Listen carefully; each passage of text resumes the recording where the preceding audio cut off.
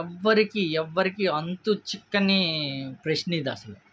అసలు జగన్మోహన్ రెడ్డి గారు ఇంత ఘోర ఓటమి ఎలా పాలయ్యారు? అసలు ఇంత దారుణంగా ఓడిపోవడానికి కారణమేంది? అలాంటిది టీడీపీ పార్టీ ఇంత భారీ మెజార్టీ ఎలా గెలిచింది? అసలు అసలు ఎవరు ఊహించని ఈ విషయం ఇదైతే. నిజంగా వైసీపీ పార్టీకి ఇంతగా వ్యతిరేకత ఉంది జనాలకు ఇంత వ్యతిరేకత ఉంటే గతంలో ఎందుకు కనిపించలేదు? ఏదైతే ఎలక్షన్ జరిగిన తర్వాత ఓటింగ్ జరిగిన తర్వాత కౌంటింగ్లో ఇంత వ్యతిరేకత వచ్చి చూపించారా అనే విధంగా ప్రతి ఒక్కరి మదిలో మెదిలే ఆలోచన ఇది. కొన్ని నియోజకవర్గాలు అయితే అసలు ఓటింగే లేదు, మొత్తం టీడీపీకే వచ్చేసాను భారీ మెజార్టీతోటి. అది అర్థం కాని ఇది ఇప్పుడు గుంటూరే తీసుకోండి. గుంటూరు నియోజకవర్గం మొత్తం క్లీన్ స్వీప్. తర్వాత కడపే తీయండి. ఇప్పటివరకు కడపలో టీడీపీ పార్టీ అసలు ఎప్పుడు ఇంత మెజార్టీ కానీ ఇంత స్థాయిలో గెలవడం ఎప్పుడూ లేదు కడపలో కానీ. అలాంటిది అసలు అది అందరికీ అర్థం కాని విషయం ఏంటంటే, మొత్తం గంప గుర్తుగా అంటే ఇంక మొత్తం పోయి ఒకే గుర్తుగా పోయి టీడీపీ వాళ్ళకి అంత మెజార్టీగా ఒకేసారి టీడీపీ పార్టీకే ఓట్లు వేసారా?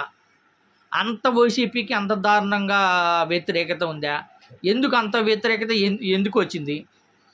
ఏదైనా హామీలు ఇచ్చిన హామీలు చేయలేదని వ్యతిరేకత ఉందా? లేకపోతే జగన్మోహన్ రెడ్డి గారి మీద వ్యతిరేకత ఉందా? దేనివల్ల అంత వ్యతిరేకత ఉందో ఎవరికి అర్థం కాదు. ఎందుకంటే జగన్మోహన్ రెడ్డి గారు చెప్పినవన్నీ హామీలని చెప్పని కానీ కొన్ని చేసి చూపించాడు. అలాంటి జగన్మోహన్ రెడ్డి గారి మీద ఈ స్థాయిలో ఓటింగ్ చేస్తారా అని చాలామందికి ఇది ఒక డౌట్ అయితే ఏర్పడిపోయింది. ఎందుకంటే కొన్ని నియోజకవర్గాలు ఉంటాయి వైసీపీకి కంచుకోటలాగా, తర్వాత టీడీపీకి కంచుకోటలాగా ఉంటాయి. అలాంటిది ఇప్పుడు అలా కంచుకోటలు అనేవి లేకుండా క్లీన్ స్వీప్ చేయడం అనేది ఎంతవరకు కరెక్ట్? గతంలో వైసీపీ పార్టీ ఏమి పరిపాలించలేదు, ఓన్లీ టీడీపీ పరిపాలించింది. టీడీపీ పార్టీ మీద వ్యతిరేకతోటి మన జగన్మోహన్ రెడ్డి గారికి 150 సీటు గెలుచుకున్నారు. కానీ ఇప్పుడు పరిపాలించి ఎవరైతే నవరత్నాల్లో భాగంగా అన్ని 100% చేసి చూపించిన తర్వాత ఇంత ఘోరమే ఓటమి పాలవడమో ఎవరు ఊహించలేనిది అసలు ఎందుకు, ఎలా జరిగింది?